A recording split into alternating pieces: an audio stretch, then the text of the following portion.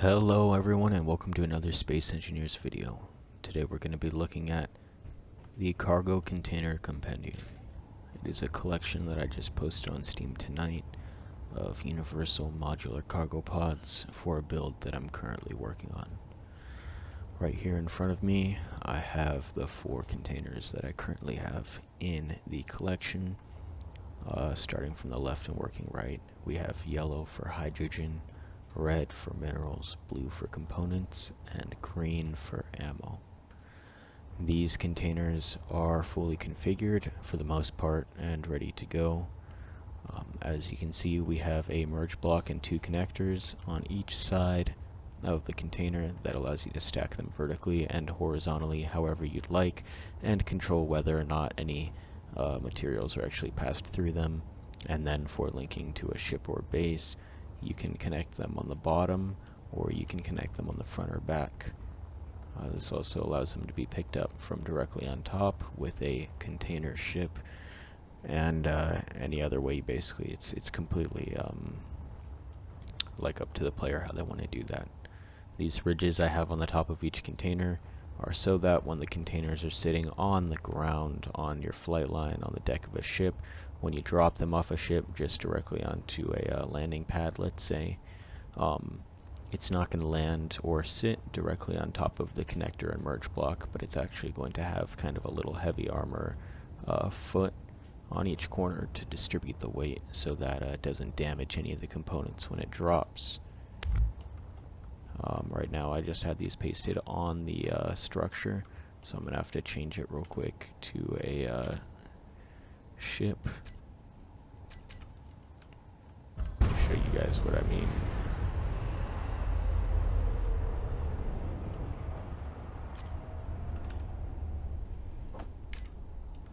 As you can see, after falling, everything is perfectly fine. Okay, so when you download these off the workshop, you're going to do one thing first to get it configured. Basically, when you paste in one of these, they're each numbered. So if you look, this is CCH001.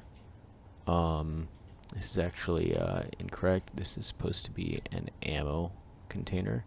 So what you're going to want to do is you're going to want to just go towards the correct script. So for this one, it's going to be, let's disconnect these real quick. For this one, it is going to be custom data CCA001. So the reason why the grid name was wrong is because each of these has a grid name protecting programmable block inside of it to protect the grid name when it's disconnected. Basically what it does is in the custom data of this programmable block, you're going to put the desired grid name, and it's going to keep the grid every couple seconds. It's going to make sure that this grid is named that grid name in the custom data.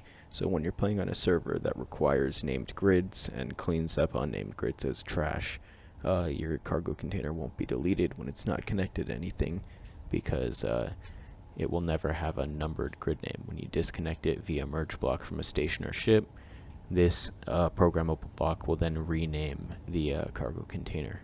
So as you can see, the custom data is there. So when you go to info, now it's CCA001. I didn't do anything. It did it all on its own. So the first thing you're going to do when you spawn in or build one of these containers is you're going to go to the custom data of the grid name protection block. You're going to hit custom data and you're going to change the designation. So the current designation that I have is CCA Charlie Charlie Alpha, which is cargo container ammo TAC 001. It's just the number of containers. So if I'm building my second or third, I'd change that to 2 or let's say 3. You do that, hits OK, it's already going to change it for you. Then you're just going to go to grid renamer. This is the second step. You're just going to hit run. Then when you check all the blocks in this, they have all been renamed to have a prefix of the cargo container. And then you can just delete that group. And then you're all good. What I would do, because I'm a little OCD, is I'm going to make that so it doesn't show up in the terminal. And then you can just remove that block on top.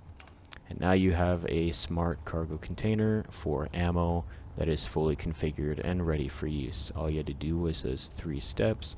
Basically just make sure that you change the custom data, hit run, and then delete that block. Now, what do these containers actually provide for you? So each one of these cargo containers contains 2 timer blocks, with exception to the hydrogen. We'll get to that one at the end. 2 timer blocks. 1 timer block is currently set to switch lock all of the connectors. So if you have this connected to a bottom of a cargo ship and you want to connect it to a base, you just hit the timer block and it'll automatically disconnect from the ship and connect to the base. The second one is set to turn all the merge blocks on and off. It's basically just to enable or disable merging. So you can turn all the merge blocks on, and then when you're using this ship, you can connect it via another ship over here. You can have, like, this is your transport ship, connect to it, merge, move it over to the main, whatever you're connecting it to, merge it onto that grid, and then this cargo ship from the cockpit, you can just hit turn off that single merge block on the cargo ship, and it'll disconnect it. These merge blocks on the cargo container will still be on. That's good because then you can connect more cargo containers to it. So it's kind of a preference of how you're going to be using it. That's what I just have that timer set to. The reason I have it on a timer is I had a blank timer that was unconfigured for your own use for whenever you get this cargo container. And I just set it up for the merge blocks so that I wouldn't have any groups saved, so that when you build this in your world, you won't have any obnoxious groups popping up at the top of, let's say, your base or anything like that when you have all the components set to invisible.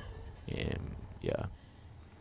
So next thing that these has is it has 8 batteries, 4 on the front and 4 on the back.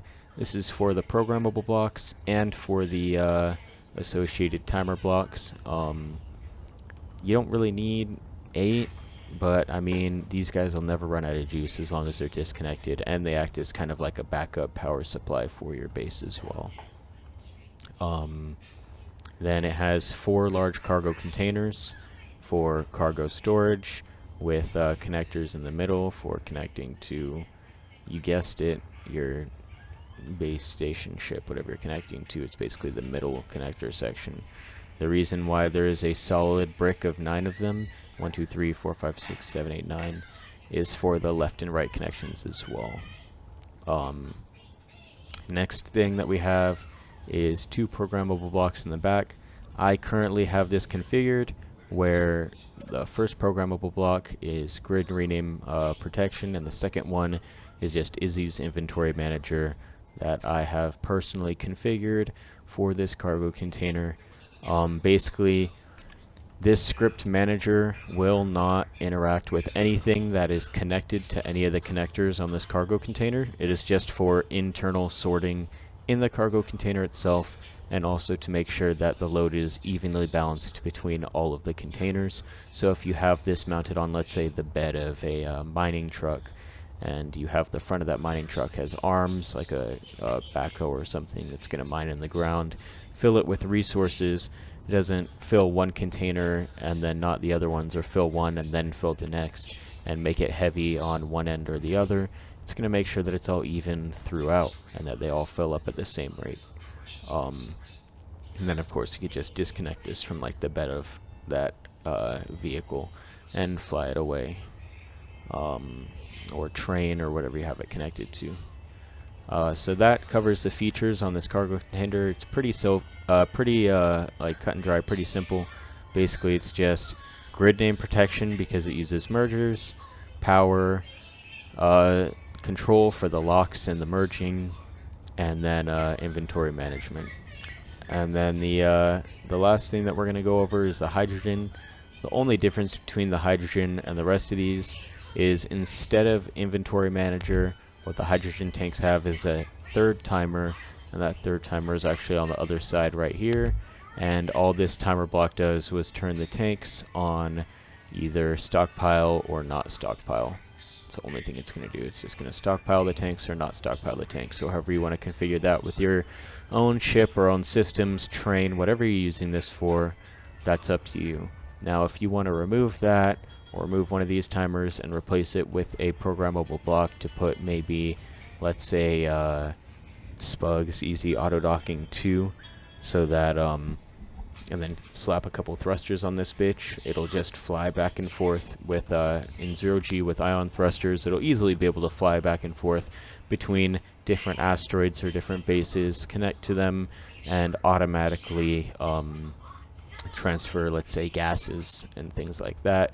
You could make like a brick of these hydrogen ones, have them all set up with auto docking and a couple thrusters and some timers to take off from a station, fly to an asteroid that is currently refining, say, ice.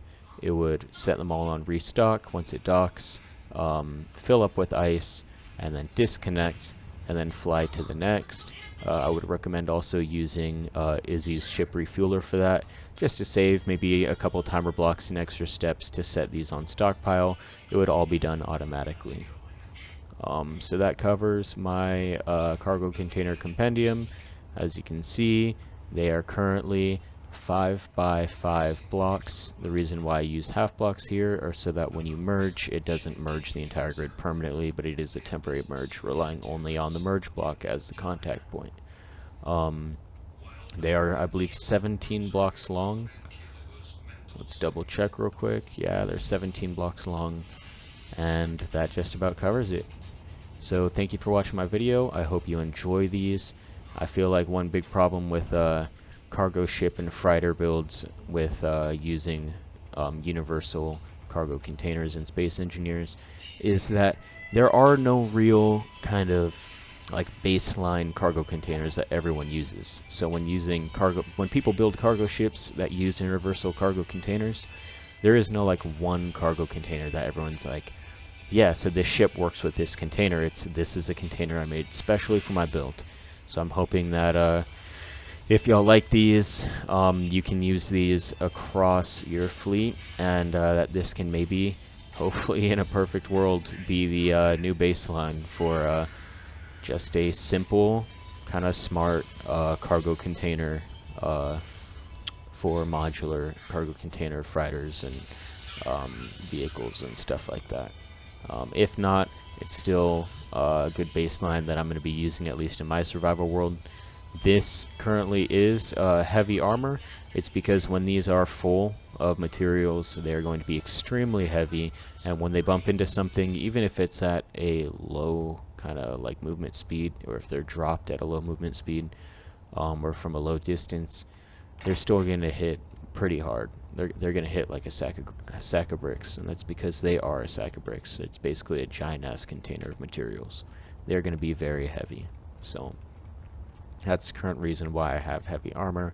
Now, to make it lighter for transport, use less fuel, get it up into the atmosphere better, I personally am going to be using a space elevator and be using these for the most part either on trains in 0G or on the backs of ground-based transport systems. You can use them air-based. They're going to be a little heavy. I would change from heavy armor to light armor. If you guys want, I will make a couple light armor versions and post them. It'll take like a minute and a half to switch that over. I literally just have to delete the side and then do it. As long as I don't have to reconfigure everything, it should be good. So, which I won't, it's just armor. But yeah, thank you for watching again. Hope you guys enjoy these, and as always, have a nice night.